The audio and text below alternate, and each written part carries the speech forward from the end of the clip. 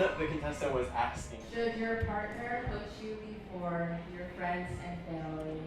what do you think about being placed before friends and family? As there's a God above me and a hell below me. Baby, I am number one. He was number one. Period. I am here. You're down here, I'm up here. Remember that. Know your place, bitch. Your family can be adjacently below. But me, the pedestal will be had.